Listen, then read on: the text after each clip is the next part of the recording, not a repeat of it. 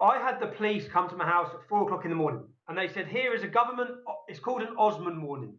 An Osman warning is when there is serious intelligence that people are about to kill you." Then it goes on to read what you're not allowed to do.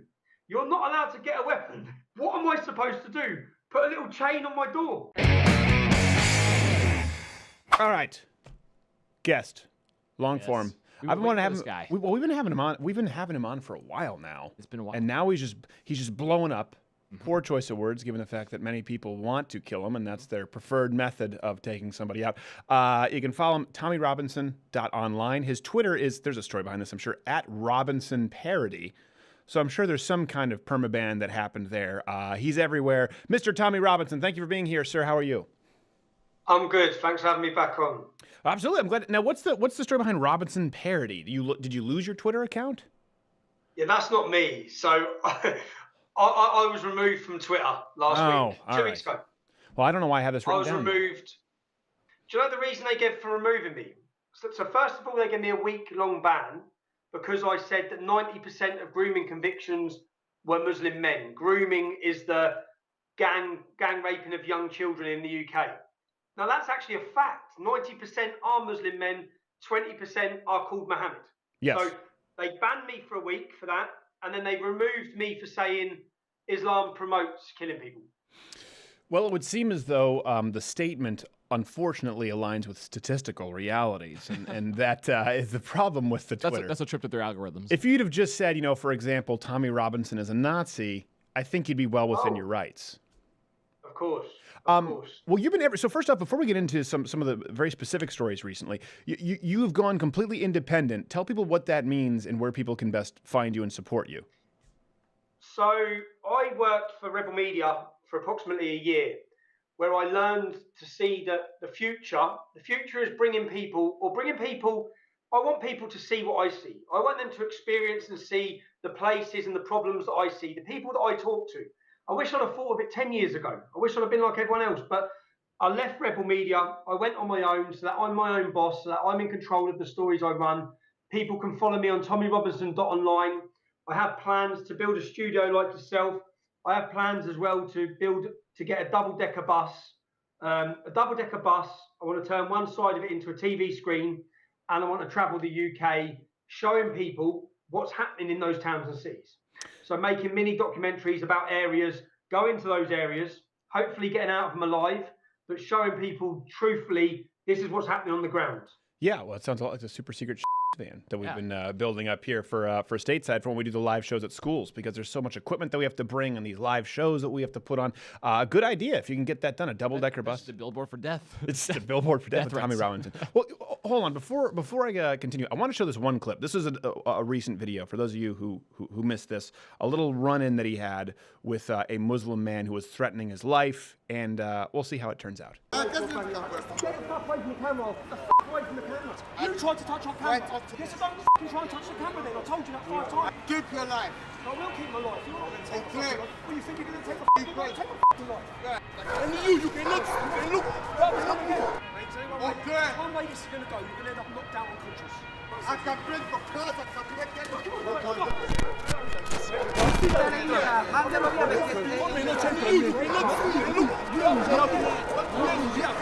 Now, Tommy, when I watched that clip, I saw it. What struck me most is there was an officer there, right? That looked like there was a police officer. He didn't seem to have a problem with it because the guy was running up threatening you like this. Even in the UK, it seems as though you're well within your rights to do that. Well, the man had told me specifically he was going to kill me. I had been warned about going to that area. Do you know what? I went to Italy for the elections, and I spent an hour researching what's happening in this one city. And what I found was I found a Somalian man who went into a hospital, and whilst an Italian woman was in bed giving labour for a baby, he climbed on and raped her. I then found that an Eritrean man had chopped up an Italian girl just 2 weeks before, murdered her, raped her, chopped her body up and left it in a suitcase. I found that a 75-year-old woman had been raped just a mile from where I was standing by a Sudanese man. I found unbelievable stories, horror stories. The only sort of stories you would have previously read about in Africa or in South Africa or in the Middle East, right here in Europe. I found one case where a man Polish man was with his partner, and a gang of Muslim migrants beat him up, and then they made him watch as they gang raped his wife on a beach for hours. They made him watch. And these were stories that, again, it's just, this is Europe now. These are stories that are commonplace in every country in Europe. Well, let me ask you this. People need to realise. Because some people will say, well, why are you focusing? If you just go out looking for stories of Muslims who happen to commit crimes, you'll find them. Statistically, that's not the norm. So I went to Italy, and Italy had just had their election. And La Liga had gone from 4% to 18%. The left had been completely booted out of politics. Mm-hmm. This was a political revolution in Italy. So I asked why. Why is the country swung like this? Let's see what problems there are that have resulted in the next coalition government. The leader of La Liga says that Islam is incompatible with their country and they will probably deport 600,000. So I wanted to know why they won the election. Let's look at the problems. Let's look at what's resulted in this. And that's where I started to find unbelievable horror stories that were unthinkable crimes that you hadn't heard of on the shores of Italy, but this commonplace. Yeah. And then I found a journalist, a female journalist, who live on screen was violently and sexually attacked and dragged down the street live, reporting the news live by Muslim migrants. These are all migrants. And the story that shocked me was all four of those instances I just told you. Yeah. All four of the men convicted had been refused and should have been deported from Italy, but they weren't. So all of this was failed asylum cases, but they were allowed to stay. So all of these victims could have been saved if the laws would have been enforced and the guidelines would have been followed. But because they weren't, and that is why the Italian people elected a new government that will remove the people in power who have left their women at prey like. It really is unbelievable that you haven't heard of these stories. The people stateside certainly haven't, but you would think in Europe at least, you'd think it make, I don't know, at least the Chiron on BBC. Not at all, not at all. And you're painted as a racist, as a Nazi. One thing I think a lot of people don't realize, I mean, you were raised in, am I pronouncing it correctly, Luton? That's my pronunciation. Okay. So we pronounce it Luton. We drop the T. Yes, Luton. Yes, just like But when I we watch say 007, they say 007. I'm like, why don't they say the? Why doesn't Judi Dench say then? I'm confused. They invented the language. So you're raised there, and pretty diverse area. So a lot of your friends growing up didn't look like you.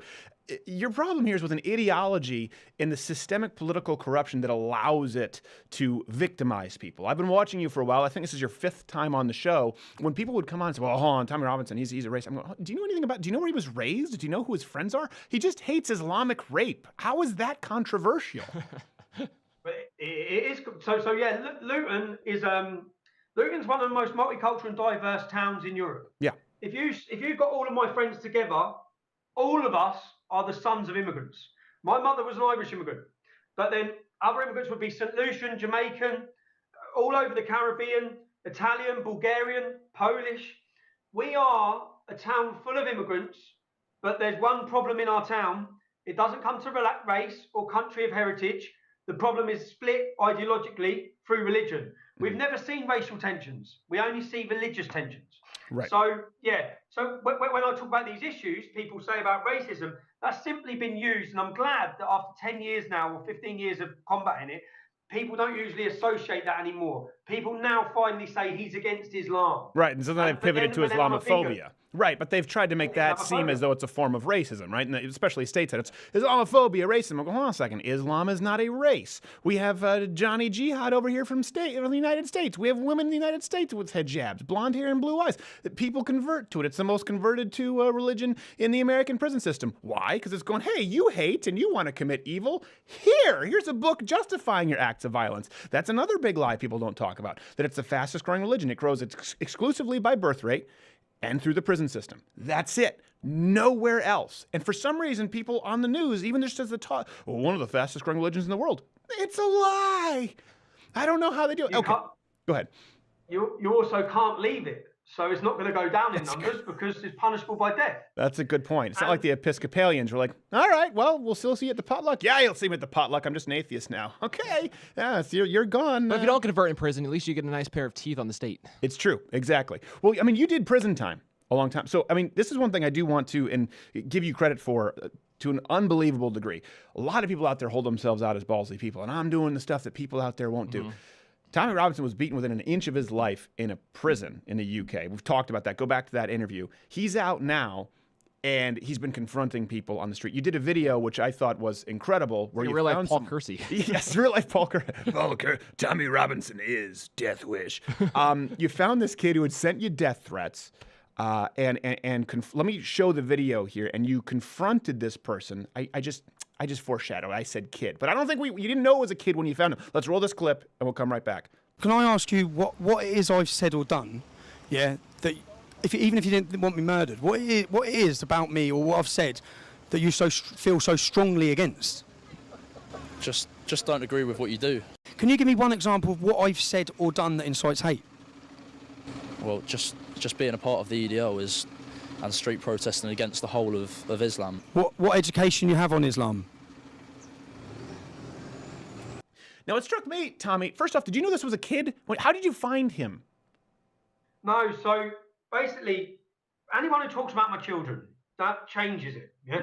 So I saw these videos that he put online saying, I'm going to kill your family, I'm going to slit your mother's throat, I'm going to kill your kid, I'm going to rape your daughter. And then all of these things. That and little all the pissant sent those? Yeah. Oh, And okay. all of the references he made were about taking the property of.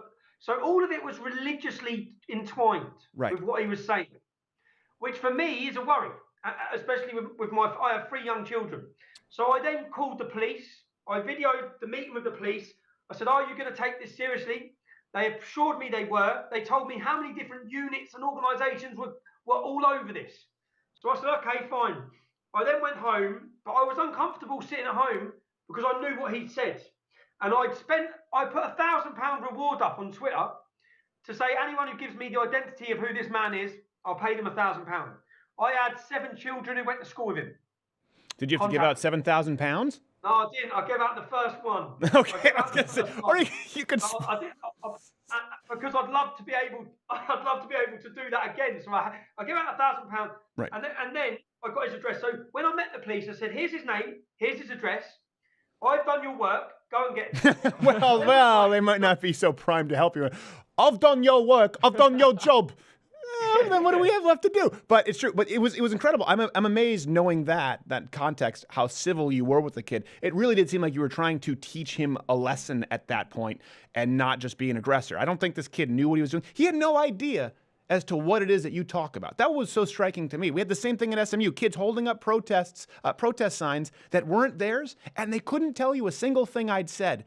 Do you find that a constant when you confront people who have this idea of you? Constantly, the whole time. With this kid, I realised within seconds that he was mentally ill. Within seconds of looking at him. So this could have turned out so different. I sat outside his house for 6 hours watching his front door. And when his door opened at 6 o'clock in the morning for him to go to prayer, that's when I caught him. But then I was shocked that 24 hours after I've sat down and told the police who he is, and he put a statement out saying he's going to go kill an English lady. He could have killed an English lady. He could have killed my kids. And they done nothing. And then but then it was very apparent that he was a victim as well. Although no matter what he said, he was a mentally retarded kid who has been used and abused. That's what he was. I'd say he had the mental age. My daughter's 10. I get more sense out of my daughter. When he asked me for an arm wrestle mid-argument, an arm wrestle. So it's very clear that he had serious learning difficulties. Seriously, he had a mental age probably of a 10-year-old. And I asked him that. The first thing I said, "Have you got learning difficulties?" And he said yes. And it was clear that he did. Yeah. And then that's why I rang him an ambulance. But and if you look, we've had 3 terrorist attacks in the UK that have all been from people with mental ages of young children. Yeah. That are used, abused, sent out to bomb. Well, I think that's also important to note because in the United States, where we're talking about the Second Amendment, they just go, mental health, mental health. I'm going, hold on a second. There are a lot of people with mental health issues who aren't aggressive. But if you combine that with an ideology that actually encourages aggression, just like with the prison system that justifies actions, just because someone is depressed doesn't mean they lose their rights. Or weed. Right, or weed. Well, a good example, I would imagine probably with the prison stint that you had, there were probably some times where you felt pretty down, pretty depressed. You could have been diagnosed that way. But if we were I didn't go kill anyone. What was that? I didn't go kill anyone. That's what I mean. No, I know, but maybe yourself. But the point is that you had a hard go, but in the United States, you don't forego your rights because of that. In the UK, with no Second Amendment, right? How do you protect? How do you do this and feel secure? How do you protect yourself? At least in the United States, someone like yourself would have that as a failsafe. Yeah, you keep your head in a swivel, but they can protect their own, and so can their family. You can't there. Genuinely, what is that like? I had the police come to my house at 4 o'clock in the morning. They woke my whole family up and they said, here is a government, it's called an Osman warning. An Osman warning is when there is serious intelligence that people are about to kill you. Mm-hmm. So they gave me an Osman warning and they said, Al-Shabaab, a terrorist group from Somalia area, who 2 weeks prior had massacred hundreds of people in the Kenyan shopping mall. Al-Shabaab have named you to be killed at all costs. What you're not, then it goes on to read what you're not allowed to do. You're not allowed to get a weapon. You're not allowed. So basically, what I've said to them is, what am I supposed to do? Put a little chain on my door. Yes. You just told me, and the police have given me 6 of these. 6 of these serious threats. I had 6 Muslims who were arrested in a car. They had guns, bombs, and IEDs, suicide notes on the way to kill me. And I'm not allowed to. If you watch my videos, for the past 10 years, I walk with my hands behind my back. So when I'm in a situation, I didn't in Rome, and I didn't most recently against Antifa, because I'm fed up of having my face beaten. So, but I constantly have to be not am I not only allowed to have a weapon to protect myself, but I'm also fully aware that if I try to protect myself, I may end up in prison for fighting for being a racial attack. Right. So I'm constantly not just cautious of all of that. I'm cautious of all of it. And but was it the mayor of London just called for knife control? Just called for knife control in London. Apparently, you guys already do have knife control. Yeah. I mean, what is it? I have this right now. Someone just gave this to me as a gift, which will be totally illegal. It's just I've already stabbed myself with that knife. Yeah, I know. It's a very strong spring. Yeah, now they're saying knife control. I'm going, hold on a second. When people say it's just an assault weapons ban, and they go, well, actually, it's just a semi-automatic ban. And they go, well, actually, it's a mental health issue. Well, actually, it's a universal. Well, actually, it's a gun registry. Then they go, well, stop. Well, okay, with your straw man, what do you think there's going to be knife control? It sounds so absurd because what can you do? People have kitchen knives. Unless all cutlery is plastic knives and forks, there is no way to implement knife control on a general populace. All of life is an airplane cabin. Right, exactly. All of life is an airplane cabin. Yet that's what they've been calling for in London. Why? Why and how have they not been learning from the mistakes, Tommy? I watch it from here. First off, I'm very concerned that it comes here to the United States. That's my concern. And I also cannot, I try to understand people who disagree with me, so at least I can understand their arguments. I'm at a loss, man. Maybe you can help me. Well, I've got 3 children. I go to bed every night, and I'm aware that people at some point are going to come to kill me. And I'm aware that I have no way of defending my family. And that is a gut-wrenching, terrifying, and also a sad feeling.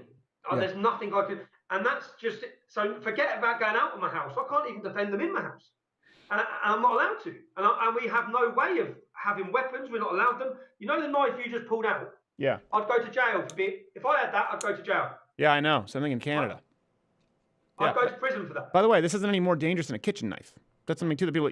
So if someone wants to come into your house with a kitchen knife, or of course with a gun or a bomb or a pressure cooker with some nails in it, they can do it. This is actually smaller than the steak knives in our house. We don't have firearms in the UK. There were 30 shootings in my hometown, 30 in a 4-month period. So the criminals still have guns. Right. The terrorists still have guns. Knife crime. Sadiq Khan, the mayor, he stopped stop and search. His whole way to power and what he claimed was to stop the racist stop and search procedures of the police. Mm-hmm. Since stopping that, murders, knife crime, gun crime, rape, everything has gone up upwards of 30%. We just overtook New York for more murders for the last 2 months in our capital city than New York. London has become... London is the acid attack capital of the world. We have more acid attacks in London.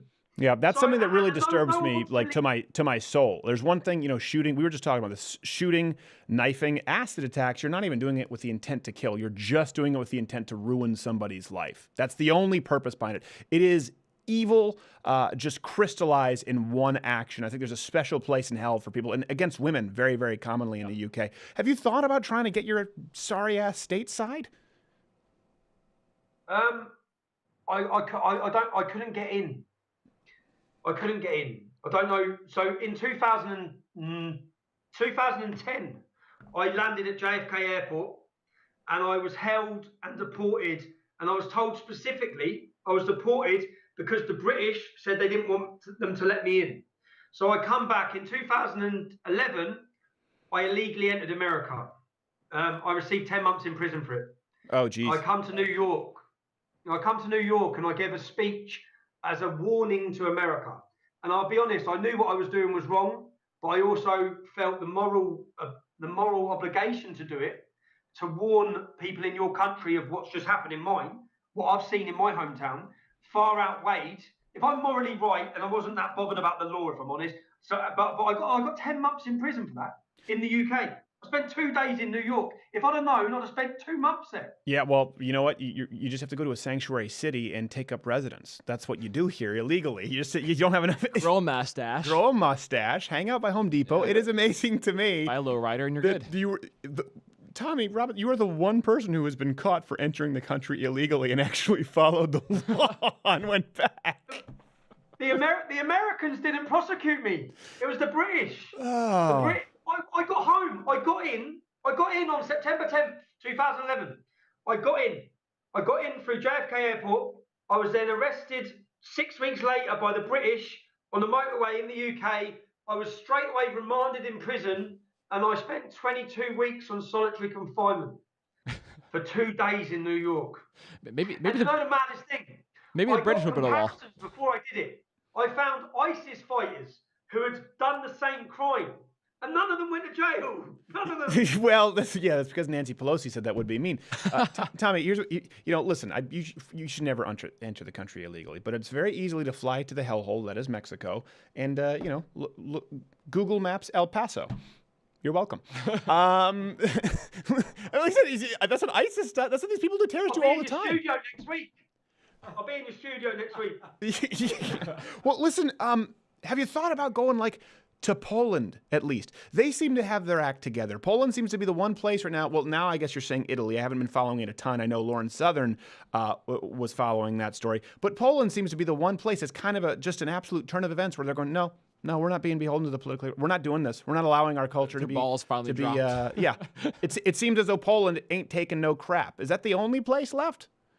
No, Hungary, Poland, Czech Republic, Austria. There's a growing movement and a growing grouping together of countries. I went to Poland for their Independence Day. What you realise with Poland is Poland was wiped off the map for so long. Right. Poland has suffered under communism. Hungary, Czech Republic, these countries know what it's like to lose your freedom, to not have your freedom. So does East Germany. That's why the biggest resistance for the Alternative for Deutschland political movement, it's in East Germany. Because these people know what it's like not to be able to talk about something, not to be able to speak about, and that's what. So replace communism with Islam, and that's what we're now seeing. And these countries, Viktor Orban is being re-elected tonight for his 4th term as a leader of Hungary. He was arrested in 1987 for opposing communism. There's a famous picture of him being held. These people know what it's like to fight for their freedom. I'm from a generation now in Britain and in Europe, where we think this peace that we have, we think this is life. This has never been life. People have never had such an easy life, and we're willing to give it away because we have taken it for granted so much. That's what I see. Yeah. That's what I see happening. And by the way, this isn't the first generation to do that. That's the thing. Remember, if you remember the famous speech with Pearl Harbor, a generation of playboys. They thought America, there was a generation of playboys. They had, been fattened up this generation. They were kind of at this point, they were post Great Depression. They were saying these younger people in America had become sort of stagnant. This idea that they were living a life of luxury. They were bon vivants, and Pearl Harbor shook them up. It only takes one event. That's the thing. It's just we've gone a long time without it being a global catastrophic event. I guess I always thought that maybe Europe, since you guys all got kind of screwed until we jumped in, would have remembered it a little bit more. But no, it really is remarkable. I mean, that's one constant that I noticed with what you do. Anyone who watches your content, again, TommyRobinson.online, they would know. The people who hate you don't know.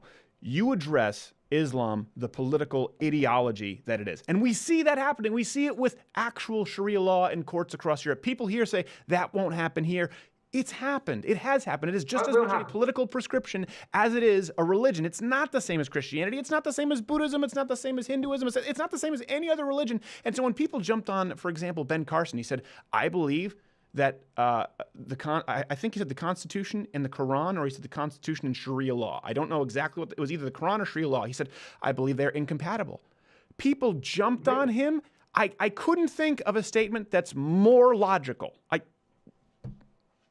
And the people who jump on him, and the people who you said come up to oppose you, and the people who stop me in the street, they have no idea what we even stand for, and they have no education. When I have people coming up to me to argue the point for Islam, and the first thing I ask them is, tell me what you know about the Prophet Muhammad. Diddly squat, nothing. Have you read the Quran? No. Mm-hmm. So what, you're defending something you know nothing about, yet here you are calling me ignorant. I've looked in and researched every point I'm talking about, and you're here to shout me down with nothing. But I think that Britain now and Europe, especially my country, is so primed and ready now more than ever. The response I get now in public is a very heartfelt and warming response for me, because after years of being slated or slandered, and the media, what I sometimes laugh about, I take enjoyment in the fact that the government, the media, the police, they've all done everything they can to try and ostracize and destroy what we're saying and who I am. And right now I've got more support than I've ever had. So that's a good point. And I have noticed that, Tommy. I've noticed that because I will say for a while they were relatively successful. And I think maybe this going independent and getting your message out there. I mean, you're all over the place. I've seen people who say, I hate Tommy. But the guy has brass balls and he's right about this. There are a lot of people whose minds have been changed. And I think that's because you can get directly in front of them, as opposed to before they were always hearing the story from someone else, namely people who don't like you. So you've noticed that shift yourself. And that's why they've removed me from Twitter.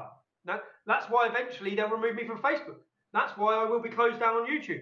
As will most people.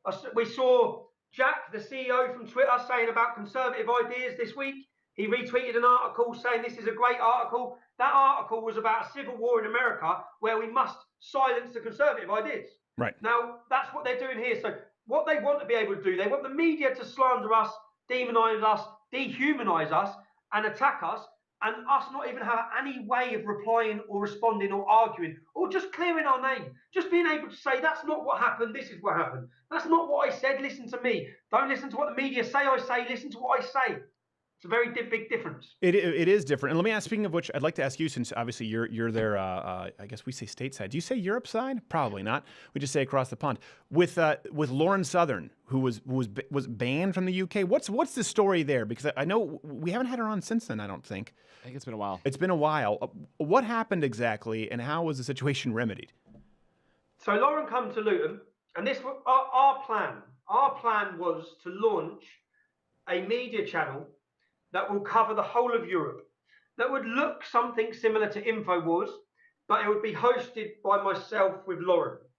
Now, obviously, they're aware of what our plan was, and Lauren has been banned for life from the UK. She was arrested and held under Article 7 of the Terrorism Act. She was held under the Terrorism Act. Now, what she did is she come to Luton. So I just want to make this clear. It seems to me that Lauren Southern, but not terrorists, are being held under the Terrorism Act. Am I getting that correct? And when Lauren... 110-pound blonde chick. We've had 450 ISIS fighters return. 1,000 jihadi brides have come back to the UK. We've just had a preacher who's banned from preaching in Pakistan tour our country. We had a terrorist who was one of the most recent cases last year, he tried to join ISIS in Italy. He lived in Italy, a Moroccan living in Italy. He tried to join ISIS. They stopped him. He told them, I want to be a jihadist. They then put him on the watch list. He then left Italy. He come to London. They didn't stop him. They didn't arrest him. They actually watched him as he got in a van and he went and killed 9 people.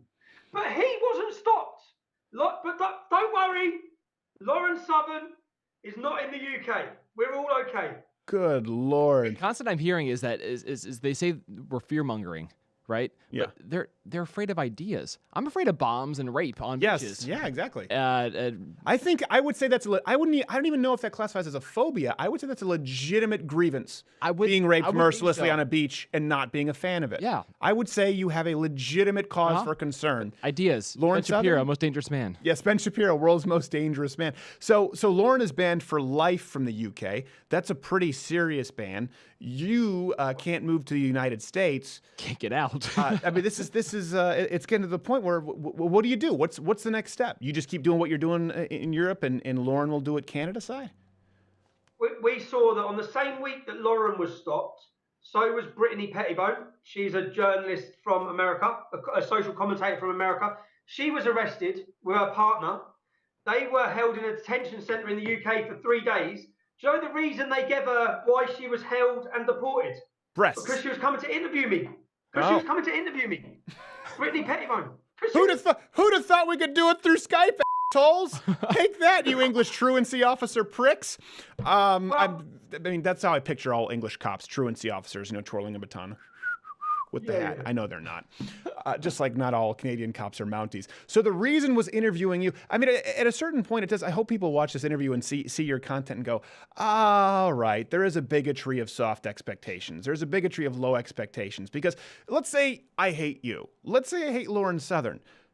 Still, to ban someone from the country simply for interviewing you. I remember when I first interviewed Imam Chowdhury. First off, we had to set up a whole separate Skype account, remember, and everything. And we got a whole different computer.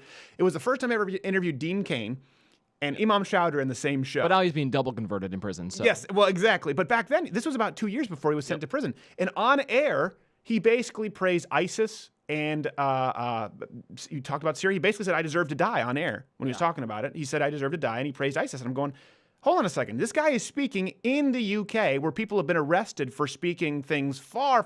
Someone was arrested for doing a cover of Kung Fu Fighting, and it was considered racism because someone heard it outside of a karaoke bar. And this guy just said he supports ISIS and wants me to die. And he's going to hang up and go have himself a sandwich. I couldn't get my head around it. I don't know what to do about it. I can't believe that this is a country. I've organised, so after they stopped Brittany Pettibone, the journalist, from interviewing me, by the time they deported her 3 days later and she walked out of the Austrian airport, I was waiting with a camera. So as she walked out, I said, well, they haven't won. We're now going to do that interview right here. And it's going to be watched by 100 times more people than would have watched it. Thousands of people. And they stopped Martin Sellner coming. Martin Sellner is a part of Generation Identity. That's not my politics. I'm not an identitarian. But what they did, by stopping him, he was coming to speak in Speaker's Corner. Speaker's Corner in the UK, if you know about it, there's 300 years of history. Some of the most controversial figures in our history have spoke there, from Karl Marx to Lenin to George Orwell. It's the one place in our country that we're supposed to have free speech.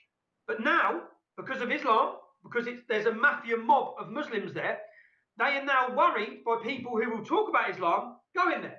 So they arrest them, they detain them, they deport them. That's their answer to it. Yeah. Now, the week after that, I turned up at Speaker's Corner and I delivered his speech. And I delivered it to thousands of people. And it was a brilliant moment for us. It felt like a real triumphant moment for free speech. Yeah, that's what. But since then, Twitter have removed us. And on the 6th of May, I'm organising a march from Speaker's Corner to Twitter's offices with Milo's coming over. I'm hoping Gavin McGuinness. I'm hoping Stefan Molyneux. Lots of characters, lots of people. Because our battle with Islam, or our battle to talk about Islam. That's what our battle is. We're not even allowed to talk about it. Right. So now, the issue of free speech is such a pivotal point now in Britain. Yeah. People can see what's happening. It's being taken away from us. Well, I get questions so often when we perform on campus and people talk about, the First Amendment, the Second Amendment, and I say, hold on a second, you don't understand one thing. I was raised in Canada. And I've brought you up as an example before, too. I say free speech doesn't exist outside of the United States. period. A lot of people, they go, well, yeah. I go, nope, nope. And there's that famous speech from the newsroom. Remember with Jeff Daniels? He goes, you're talking about what's right about America? Free speech? England has free speech. Belgium has freedom. I'm going, no, they don't. They do not have the same kind of free speech that you have. Christopher Titus to say the same thing. Yeah, Japan has free speech. I'm like, are you serious?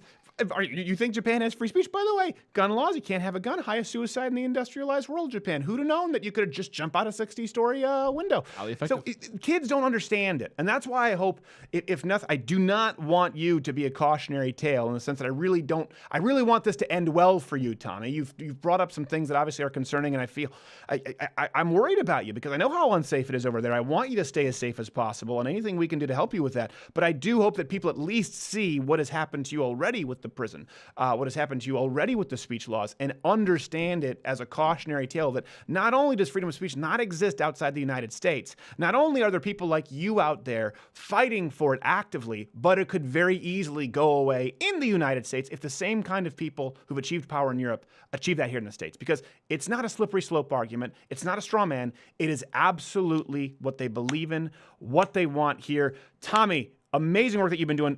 Give everyone your plugs before you go. I really want people to check you out and support you. Basically, just TommyRobinson.online, and there you'll be able to keep up to date with what we're doing on my Facebook page. And yeah, that's it. We've got some exciting things planned. Very exciting. And I take, when they do negative things to me, when they make those moves, whether it be imprisonment, what they also do at the same time, or what I take satisfaction that it does, it lets everyone else who's watching see. It shows how totalitarian they are. It shows the tyranny that's coming. Yeah. And America, you need to realise and really wake up, because the country I thought I lived in prior to starting my activism is a very different country to I now know I live in. And those same trends and problems, I'm watching them grow and start. I'm watching your universities. I'm seeing exactly the same is going through your country. Yeah, that is absolutely correct. And one thing I also want to note, for people out there, I can already see the comment section. Oh, is he triggered? No, listen. Tommy Robinson doesn't just go out and say, I was banned on Twitter and bitch about it. He then moves to another platform and makes sure that he is active. There is nobody out there who whines less and actually does more than Tommy Robinson in the UK. I recognize that. I hope people out there do when they're thinking of who to support with their dollar. Plus, he's going to give out £7,000 next time to anyone who finds his accuser. £7,000 cash from his pocket. TommyRobinson.online. Thank you for being here, sir. Hey, did you like this video? What, you didn't? Oh, you're a cat person? Well, that makes sense.